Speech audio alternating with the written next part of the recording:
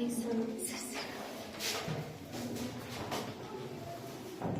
चलिए आज के टॉपिक में अंतरराष्ट्रीय व्यापार के आधार के रूप में हम लोग प्रयोग कर रहे हैं। ठीक है, अंतरराष्ट्रीय व्यापार के आधार में हमने बताया कितना 8 प्रकार के अंतरराष्ट्रीय आधार बनाया गया है। ठीक ना, इसमें से पहला क्या है, राष्ट्रीय संसाधनों में भिन्नता। राष्ट्रीय संसाधनों में भिन्नता का मतलब क्या होता है कि हम अलग अलग चीज अलग अलग कंट्री में हमको देखने को मिलता है। हाँ या ना, अलग अलग कंट्री में देखने को मिलेगा। तो पहला राष्ट्रीय संसाधनों में भिन्नता का, इसमें कहता है कि इस संदर्भ में 3 राष्ट्रीय संसाधनों का उल्लेख है। 3 राष्ट्रीय संसाधनों का उल्लेख है। ठीक ना, तो 3 राष्ट्रीय संसाधनों का उल्लेख है। तो कौन कौन है? ठीक है, कौन कौन है? ठीक है, पहला है भूगर्भिक। पॉइंट नंबर 1 में है भू। भू मतलब भूमि, गर्भिक मतलब भूमि के अंदर। तो भूगर्भिक संसाधनों, भूगर्भिक संसाधन यानी कि भूगर्भ में किस प्रकार से संरचना हुआ है। ठीक है, भूगर्भ में किस प्रकार से संरचना हुआ है, यानी कि हर जगह पे हर तरह के एक जैसा नहीं है ना।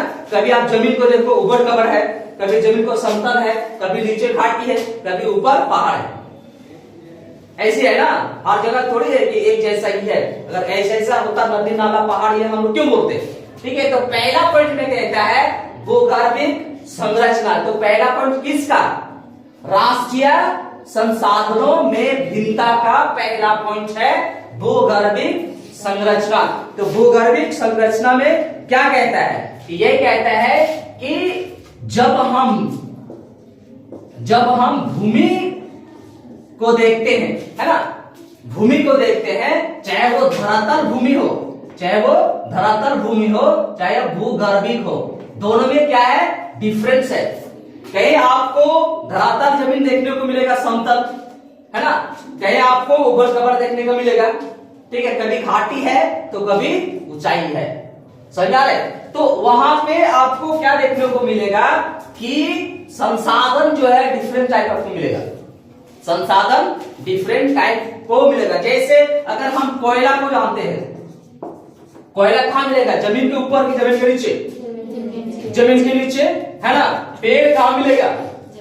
जमीन के ऊपर। ठीक है, तो ये कहता है भूगर्भिक संरचना में कहीं अगर आपको देखने को मिलता है तो भाई जमीन कहीं समतल है तो कहीं उबड़ खबड़ है, कहीं गड्ढा है तो कहीं ऊंचाई है। तो ये कहते हैं इसीलिए भूगर्भिक संरचना जो है वो एक जैसा नहीं है। जब एक जैसा नहीं है जमीन, तो वहां के संसाधन का वितरण भी अलग अलग है ना, एक जैसा नहीं मिलेगा। जब जमीन ही एक बराबर एक जैसा नहीं है तो संसाधन भी आपको एक जैसा नहीं मिलेगा। ये आपका समझना पड़ेगा आपको।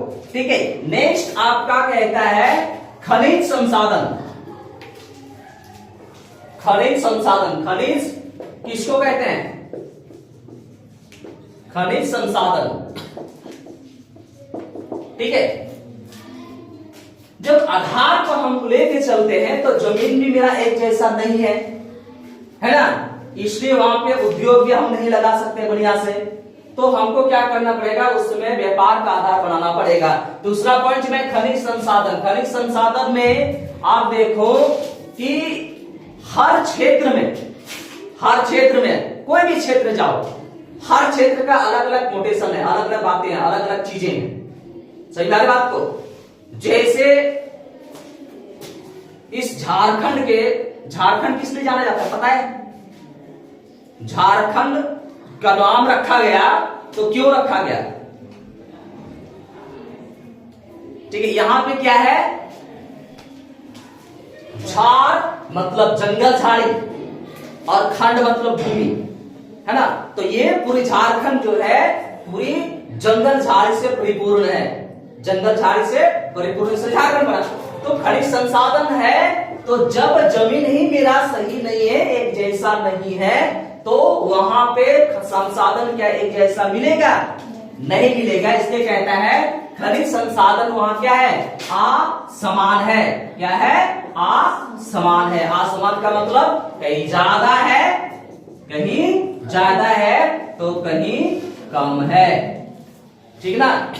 मान लिया जाए गिरिडीह जिला में कोई ऐसा क्षेत्र है जहां पे कोयला मिलती है, ठीक है, कोयला मिलती है ना, कोई क्षेत्र है गिरिडीह जिला के बनियाड़े हम बोलते हैं ओपन कास्ट, ठीक है। और दूसरी जगह आपका कोडरमा है, कोडरमा, ठीक है। तो कोडरमा क्या है, माइका, ठीक है, माइका है। तो ये कहता है जब पूरी विश्व के भीतर जब खनिज संसाधन का प्रयोग हम लोग करते हैं तो असमान होने के कारण हम व्यापारिक आधार बनाते हैं, ठीक है। नेक्स्ट पॉइंट नंबर 3 में है जलवायु,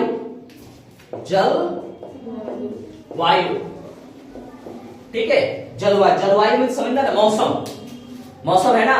तो मौसम में क्या करता है कि हम मौसम को, जलवायु को हम व्यापार का आधार क्यों बनाएंगे, क्योंकि कभी कभी गर्मी लगता है तो लोग ठंडे प्रदेश में जाने का प्रयास करता है, बोलते चलो हम कश्मीर चले जाएंगे, नैनीताल चले जाएंगे। लेकिन जब गर्मी ठंडा आता है तो कहा चलो खंडोले से घूम के आते हैं, नहीं ना, ठंडे में किसमें जाते हैं, गर्मी में। तो जलवायु का मतलब था कोई प्रदेश में ऐसा जलवायु होता है जो ठंडे होता है, कोई प्रदेश में गर्मी होता है। तो गर्मी जहां पे है वहां से लोग ठंडे की ओर प्रस्थान करते हैं और ठंडे जहां वो गर्म की ओर प्रस्थान करते हैं, ठीक है। इससे क्या होता है कि बहुत सारे पर्यटक स्थल जो होता है, जैसे खंडोली हो गया, पारसनाथ हो गया, ठीक है, और बहुत सारे जो वाटरफॉल हो गया, तो लोग वहां पे जाते हैं, एंजॉय करते हैं, है ना, अपना मनोरंजन करने के लिए पहुंचते हैं। तो इससे भी क्या होता है, व्यापार को बढ़ोतरी मिलती है, समझ में आया बात को। तो ये तो क्या था, ये पॉइंट नंबर 1 था। पॉइंट नंबर 1 अंतरराष्ट्रीय संसाधनों के भिन्नता के अंतर्गत आपको 3 पॉइंट हमने बताया, कितना, 3 पॉइंट हमने आपको बताया, ठीक है। दूसरा पॉइंट में आपका दिया हुआ है, दूसरा पॉइंट में जनसंख्या का कारक। पॉइंट नंबर 2 अगर हम जानेंगे तो क्या हो गया, जनसंख्या का कारक, ठीक है, कारक हो गया, घटक हो गया, ठीक है। एक कारक समझना ना, कारक कारण नहीं है, कारक अलग चीज है। कारक का मतलब हो गया जहां जनसंख्या जैसे हो उसी समय से व्यापार, उसी तरह से व्यापार होगा ना। अगर जनसंख्या नहीं है तो व्यापार नहीं चलेगी, ठीक है। तो यही कहता है कि विश्व में जनसंख्या के आकार, पूरा विश्व में देखो, क्या जनसंख्या एक जैसा है? एक जैसा है क्या? नहीं है, कहीं कम है तो कहीं ज्यादा है। चीन की जनसंख्या विश्व में कौन सा स्थान है इसका? प्रथम है। चीन की जनसंख्या पूरा विश्व में प्रथम है। तो दूसरा स्थान पे कौन है?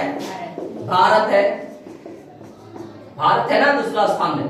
तो जब चीन की जनसंख्या पहला स्थान है तो दूसरा स्थान भारत है, तो उसी तरीके से ये बनेगा ना, आधार किला बनेगा ना, ठीक है। इसी आधार पर क्या है कि जनसंख्या का कारक होगा, उसी तरीके से वहां पे बाजार भी चलेगा। जिस जगह पे ज्यादा जनसंख्या है उस जगह पे व्यापार ज्यादा चलती है। अगर जहां पे इंसान ही नहीं है और हम चीजों को वहां पे व्यापार करने की कोशिश करेंगे तो संभव है? नहीं है ना, संभव नहीं। अगर हम गांव में लेके चलते हैं सोना, ठीक है, गांव में सोना लेके चलेंगे जहां पे वो लोग को खाने वहां पे सोना बेचेंगे तो मेरा बिकेगा? नहीं ना बिकेगा। सही मेरी बात को, ठीक है। शहर में अगर हम कुदरूम देखिए, शहर में अगर कुदरूम लेके आएंगे खरीद रही है तो कितना लोग खरीदेगा? 10, 5, 15, ठीक है, चलेगा? नहीं चलेगा। शहर में मछली लेके आओ, पूरा एकदम ये करते रहो, मछली, ठीक है, तुरंत आप भी ले लेगा। लेकिन एक यही कारक कहता है, जनसंख्या का कारक का मतलब होता है जहां जनसंख्या जिस हिसाब से उसी हिसाब से वहां पे व्यापार चलेगा। अगर जनसंख्या वहां पे उस हिसाब से नहीं, उस व्यापार के हिसाब से, तो वहां जनसंख्या का व्यापार नहीं चलेगी या जनसंख्या क्या बोलते हैं जो आधार नहीं बन पाएगी। बात को समझ में आई? ठीक है, नहीं तो ऐसा करो चल जाए कि फिर गांव ठीक है सोना बेचने के लिए, तो आदमी खाने के लिए गांव में लोगों के पास खाने के लिए नहीं है, तो सोना खरीदने के लिए पैसा उसके पास रहेगा। ठीक है, तो यही होता है जनसंख्या का कारक के रूप में। ठीक है, तो जनसंख्या के कारक के रूप में ये दो भागों में विभाजित, संस्कृति कारक और जनसंख्या का आकार। जनसंख्या के कारक में दो भागों में इसको भी विभाजित किया गया है। ठीक है, पहला क्या है जनसंख्या,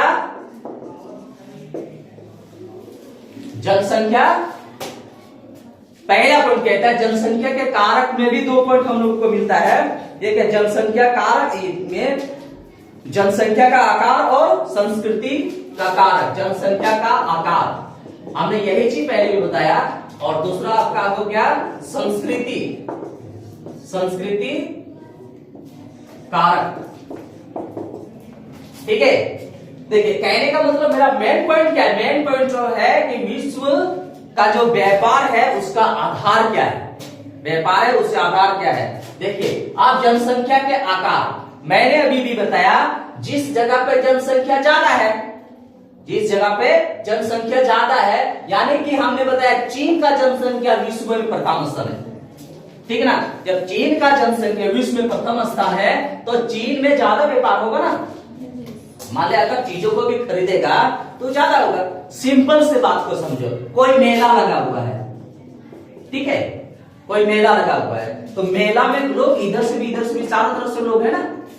मेला का मतलब क्या होता है, जहां भीड़ भड़ाका हो, जहां लोग आएंगे एक जगह पे, उसको कहते हैं, है ना। अब तो यहाँ पे कोई भी सामान अगर आप बिक्री करने के लिए बैठेंगे तो ज्यादा बिकेगा कम बिकेगा, ज्यादा ना बिकेगा।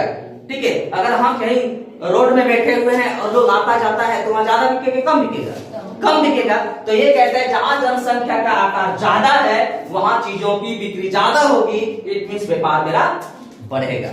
और जहां जनसंख्या के आकार कम है और वहां आना जाना के लोगों की जनसंख्या कम है तो कम जाहिर सी बात है कम बिकेगा। ठीक है, तो जनसंख्या आकार आपको ये बताता है। दूसरा संस्कृति कारक, देखिए संस्कृति कारक क्या है। संस्कृति मतलब ये नहीं कि हमारे जो संसार में अनेक श्रेणी जो होता है वही वाला है। संस्कृति का मतलब होता है कि जब लोग अपनी संस्कृति समाज के लिए लोग वहां पे पहुंचते हैं, जैसे 2-3 दिन पहले आप लोग अगर जानते होंगे देखे होंगे, 2-3 दिन पहले लुगुबुरु घंटाबाड़ी का मेला था। ठीक है, लुगुबुरु घंटाबाड़ी कहाँ है पता है, कहाँ है, यहाँ लुगुबुरु घंटाबाड़ी आपका बोकारो में है। ठीक है, जिसको हम लोग लुगुबुरु कहते हैं। जैसे पारसनाथ हमारे संथाल में मरंगुरु हो गया। ठीक है, और ये जो हो गया आपका खंडोली में है वो तालाबरू हो गया। खंडोली में जो पहाड़ है उसको हम लोग तालाबरू के नाम से जानते हैं। ठीक ना, और लुगुबुरु जो हो गया वो गया बोकारो में है। तो वहां पे लोग क्या करने जाते हैं, संस्कृति वहां पे हमारे देवताएं हैं।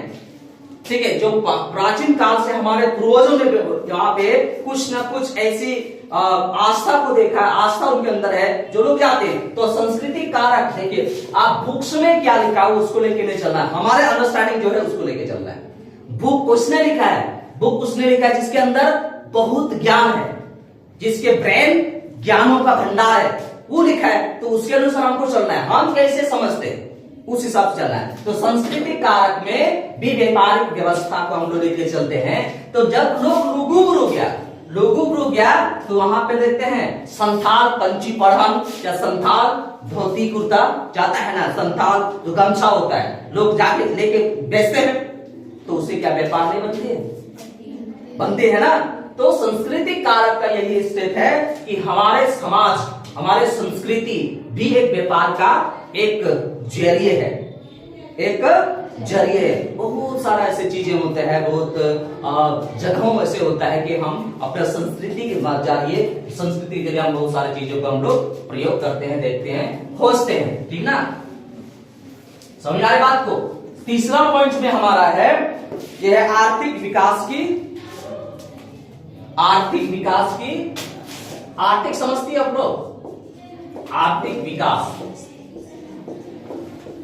आर्थिक विकास मतलब क्या होता है? पैसे। हम इसको कैसे लाएंगे? पैसे अगर मेरे पास नहीं है तो हम अर्थव्यवस्था ठीक हो पाएगी क्या? नहीं हो पाएगी। तो आर्थिक विकास करने के लिए हमको या तो व्यापार करना पड़ेगा या तो चीजों को निर्माण करना पड़ेगा, है ना। पहले वाले लोग, प्राचीन काल वाले लोगों को देखो, प्राचीन काल वाले लोगों को देखो, स्वेटर जानती है? बिनता था लोग ऐसे ऐसे, ठीक है, बिनता था। आज क्या है? डिजिटल स्वेटर आ गया मार्केट में। वो बोला बिना हुआ कौन पहनता है? कोई नहीं पहनता है, ठीक है। आज प्राचीन काल में लोग पत्तल को सखो पत्ता से बनाता था। आजकल डिजिटल वाला खा रहा है, व्हाइट वाला जो ये है फाइबर वाला प्लेट है ना, फाइबर वाला लोग खाते हैं। तो आखिर कहीं ना कहीं वहां से शुरू होकर इधर आया ना। प्राचीन काल का ही लोग चेंजिंग करते हुए विनिर्माण इसको कहते हैं, विनिर्माण करके नया चीजों को लोगों ने बनाया, ठीक है। तो आर्थिक विकास का मतलब हमारे क्या स्टेप बता रहा है?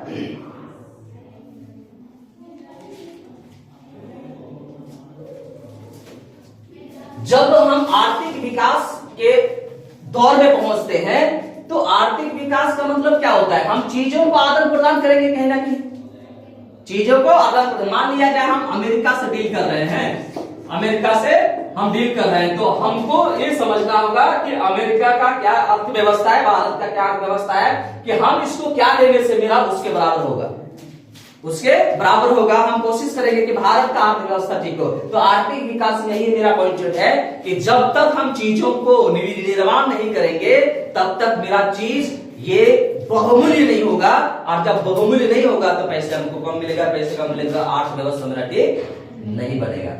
समझ में आ रही बात को? ठीक है। तीसरा पॉइंट, चौथा पॉइंट में हमारी है विदेशी निवेश की सीमा, ठीक है, विदेशी निवेश की सीमा। 4 पॉइंट इस विदेशी निवेश की सीमा, ठीक है। कल भी हमने बताया था कि विदेशी निवेश की सीमा का मतलब क्या होगा? जब भारत के भीतर, हम बात करते भारत के भीतर, मान लिया जाए किसी कंपनी को हमने बुलाया, किसी कंपनी को बुलाया यहाँ पे फैक्ट्रीज डालने के लिए, तो फैक्ट्रीज डालने के लिए हमने इस जगह को दिया, है ना। कोई भी चीज का वो फैक्ट्रीज डाल रहा है, हम, मेरे पास तो व्यवस्था नहीं है, व्यवस्था हमको देना पड़ेगा। हम, मेरे पास जमीन है बट मेरे पास पूंजी नहीं है। अमेरिका के पास, दूसरी पुर्तगालियों के पास नहीं, यूरोप के पास चीजें हैं, यूरोप के पास सामान है, यूरोप के पास सब कुछ है, तो उसको हमने दे दिया, ठीक है। तो ये मैंने दे दिया, तो इसका सीमा क्या होगा? इससे बाहर भी जाएगा, इससे बाहर अगर जाता है तो दिक्कत हो जाएगा सबके लिए ना, ठीक है। कि किसी भी विकासशील देश समझते हैं, जो अभी तक विकसित नहीं हुआ है, ठीक है, अभी कर रहा है, ठीक है, किसी भी विकासशील देश में जब ये निवेश किया जाता है, ठीक है, तो उसका भी एक सीमा होती है कि हम कहां तक आपको चलेंगे, कहां तक लेके चलना है। क्योंकि एक फैक्ट्रीज लगाने में कहीं ना कहीं 10 से 15 गांव प्रभावित होता है। पता है कितना? 10 से 15 गांव प्रभावित होता है। कि आप यहां से इस रोड में कभी गए हो, टुंडी रोड में, टुंडी में पूरा लोग, आदमी तो क्या, पशु पक्षी सब ब्लैक है, पूरा काले काले नजर आएंगे, ठीक है, पता नहीं चलेगा। अगर वो अंधेरा में खड़ा हो जाएगा तो पता नहीं चलेगा आदमी है, टकरा जाओगे, ऐसी स्थिति है, ठीक है। नेक्स्ट है परिवहन साधनों की सुविधा। पॉइंट नंबर 5 है परिवहन साधनों की सुविधा। परिवहन साधनों की सुविधा, ठीक है, परिवहन साधनों की सुविधा। बात को समझ में आ रहा है? मान लिया जाए इस जगह पे मेरा फैक्ट्री है, ठीक है, यहां पे मेरा बाजार है, यहां पे मेरा फैक्ट्री है, ठीक है। तो अगर ये फैक्ट्री से, अगर मेरे पास यहां जाने के लिए बाजार नहीं है, ये क्या बोलते हैं, रास्ता नहीं है, ठीक है, रास्ता नहीं है, तो हम कैसे व्यापार करेंगे? व्यापार कर पाएंगे क्या?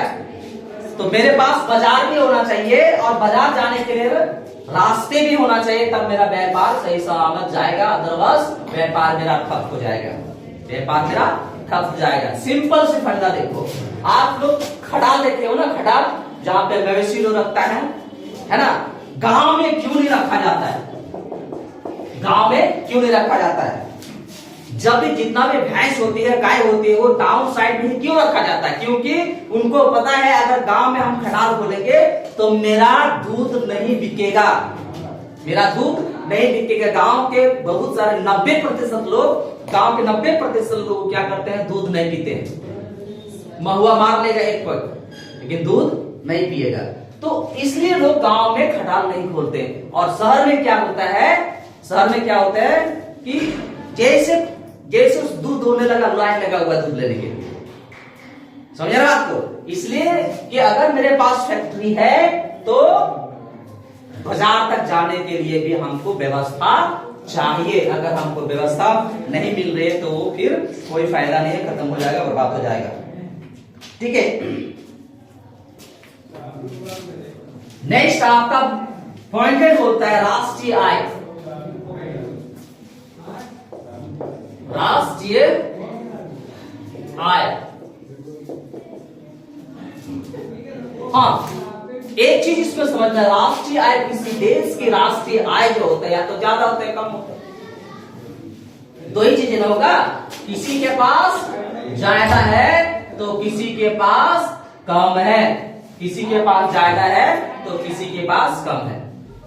इसका मतलब हमको क्या समझना है कि जिस देश की राष्ट्रीय आय ज्यादा है, दैट मीन्स वहां पे व्यापारिक व्यवस्था ज्यादा है, संसाधन ज्यादा है। और जिस देश के राष्ट्रीय आय कम है वहां पे संसाधन, व्यापारिक व्यवस्था कम है, यानी कि संसाधन वहां पे कम है। बात को समझ में आ रही है? ठीक है, राष्ट्रीय आय जिसका ज्यादा होगा इसका मतलब वहां पे टर्नओवर ज्यादा है, चीजों ज्यादा होगी, वहां पे व्यापार व्यवस्था ज्यादा होगा। और जहां पर राष्ट्रीय आय कम है मतलब वहां पर सिंपल समझना, वहां पे राष्ट्रीय आय कम होने का ये कारण है या तो वहां संसाधन नहीं है, या तो वहां फैक्ट्रीज नहीं है, या तो वहां परिवहन ठीक नहीं है, या तो वहां व्यवस्थाएं ठीक नहीं है। समझना है? तो ऑटोमेटिकली ये होगा। समझना है बात को? नेक्स्ट पॉइंट हमारी है राष्ट्रीय नीति। पॉइंट नंबर 7 में हमारी है राष्ट्रीय नीति। क्या है? राष्ट्रीय नीति। ठीक है, राष्ट्रीय नीति इसका मतलब हमें क्या बोलता है? कानून, उस देश का कानून, उस देश का कानून। अगर उस देश का कानून सही है तो व्यापार व्यवस्था ठीक है, अगर उस देश का कानून नहीं है ठीक तो व्यापार व्यवस्था ठीक नहीं रहेगा। ठीक ना?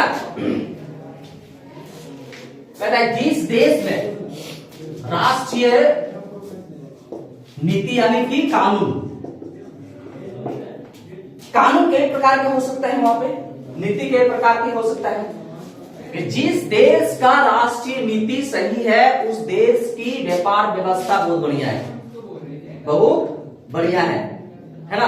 आप यहाँ पे भारत के भीतर देखा जाए, ठीक है, भारत के भीतर कुछ भी चीजों को आप बेचो, कोयला बेचने वाला, पुलिस वाले लोग कोयला बेचने वाले से पैसा लेते हैं, साइकिल से ठेल के जाता है ना तो उससे वो पैसा लेते हैं। बताइए, तो भारत मतलब इसका मतलब यह है कि राष्ट्र नीति ठीक नहीं है, जो कुछ भी कर रहा है करने दो, कोई बेच रहा है, कोई चोरी कर रहा है, कोई कुछ कर रहा है, कोई मतलब नहीं है सरकार को। सरकार अगर देख रही है तो उसके नीचे दर्जे का लोग उसको वो नहीं देख पा रहा है। बात को समझ में आ रहा है? जिस देश की राष्ट्रीय नीति सही है उस देश का अर्थव्यवस्था, व्यापार व्यवस्था सबसे बढ़िया है। समझ आ रहा है आपको? सबसे बढ़िया है, वहां पे चोरी का कोई नाम नहीं है। आप लीज लो, आप अगर व्यापार करना चाहते हैं, मान लो कोयला, किसी देश में कोयला निकल रही है, अगर आप व्यापार करना चाहते, सरकार नहीं रोका है, आप लीज लो, 10 साल 15 साल 20 साल का लीज लो, उसका पैसा जमा करो, उसके बाद आप बेचो, कोई दिक्कत नहीं। लेकिन क्या है कि अगर आप उसको चोरी तरीके से बेचते हो, चोरी तरीके, आप गांव देहात में देखो बहुत सारा ऐसे लोग हैं जो बिजली होता है, बिजली तार ऐसे टंगा हुआ, 20 को 25 को ऐसे टंगा हुआ, उसका कोई माँ बाप नहीं, तो बिजली चोरी हो रही है। तो यानी कि जिस देश का राष्ट्रीय नीति सही है, उस देश का व्यापार व्यवस्था, उस देश का आर्थिक स्थिति बहुत तगड़ा है। और जिस देश का राष्ट्रीय नीति नहीं ठीक नहीं, कानून ठीक नहीं है, वहां पे हम लोग आज भी झोल झाल में जी रहे। हमारा कोयला, हमारे संसाधन बाहर जाके वो लोग रोशनी दे रहे और हम लोग अंधेरा में जी रहे, भारतीय लोग। और झारखंड तो बहुत बड़ा है, झारखंड नंबर 1 में अगर तुलना किया जाए भारत के भीतर, झारखंड नंबर 1 है। झारखंड में क्या नहीं है? झारखंड में कोयला है, अभ्रक है, बॉक्साइड है, यूरेनियम है, सब कुछ है, लेकिन फिर भी हम गरीब है। फिर भी हम गरीब। यही स्टेट है कि राष्ट्रीय नीति कहीं भी देश का, किसी भी राष्ट्र का अगर सही है तो वहां का अर्थव्यवस्था, व्यापारिक व्यवस्था बहुत बढ़िया होगा, और नहीं है तो भी नहीं होगा। ठीक है, नेक्स्ट कहता है पॉइंट नंबर 8 कहता है व्यापार समझौता। व्यापार समझौता, देखिए ये पॉइंट जो है सब पॉइंट से बहुत इंपॉर्टेंट है, व्यापार समझौता। अब बताइए, व्यापार व्यवस्था तभी होगा, व्यापार व्यवस्था तभी होगा जब हम समझौता करके चलेंगे। समझौता करके चलेंगे ना, ठीक है। तो कैसे समझौता? मान लिया जाए कोई चीज मेरे पास नहीं है, कोई चीज उनके पास है, उनका दाम ज्यादा है, मेरा दाम कम है, तो चलो ठीक है, आज हम ज्यादा दे रहे हैं, कल और आपसे भी मैं दूंगा। वही व्यापार व्यवस्था होता है, जब व्यापार समझौता होता है। व्यापार समझौता दो तरीके से हो सकता है, एक द्विपक्षीय हो सकता है, दूसरा बहुपक्षीय हो सकता है। बात को समझ में आ रहा है? यानी कि भारत ने चीन के साथ समझौता किया व्यापार, ये आपका क्या हो गया? द्विपक्षीय हो गया। लेकिन जब भारत जो है चीन के साथ भी, अमेरिका के साथ भी, रूस के साथ भी, अन्य देशों के साथ भी वो समझौता करता है, तो आपको व्यापार समझौता है। और इसमें क्या है? ज्यादा प्रॉफिटेबल होगा, ज्यादा समझौता होगा। मान लिया अमेरिका को कोयला चाहिए तो हम उसको कोयला देंगे, चीन को अभ्रक चाहिए तो उसको अभ्रक देंगे, रूस को यूरेनियम चाहिए तो रूस को यूरेनियम देंगे। अगर हम भारत और चीन दो ही समझौता करते हैं तो जो इनको चाहिए वही ना ले जाएगा, बाकी सामान तो मेरा धरा हुआ रहेगा, रखा हुआ रहेगा। बात को समझ में आ रही है? इसलिए द्विपक्षीय और बहुपक्षीय समझौता किया जाता है, जिसके कारण हमारे देश का, कोई भी देश का आर्थिक संसाधन, जितना भी संसाधन है, सारा संसाधन हम लोग लेके चलते हैं, उसको बेचते हैं। समझ में आ रही? तो ये आपका पूरी तरह से व्यापारिक आधार था, व्यापारिक संरचना जो हम लोग आधार बनाते हैं, अंतरराष्ट्रीय लेवल का आधार बनाते हैं। यही हमारा पॉइंट था आज के डेट में। कोई दिक्कत है? समझ में आया? सही से बोलो, हूं हाँ नहीं बोलो, ठीक ना, क्योंकि आपने से लिखना पड़ेगा फिर।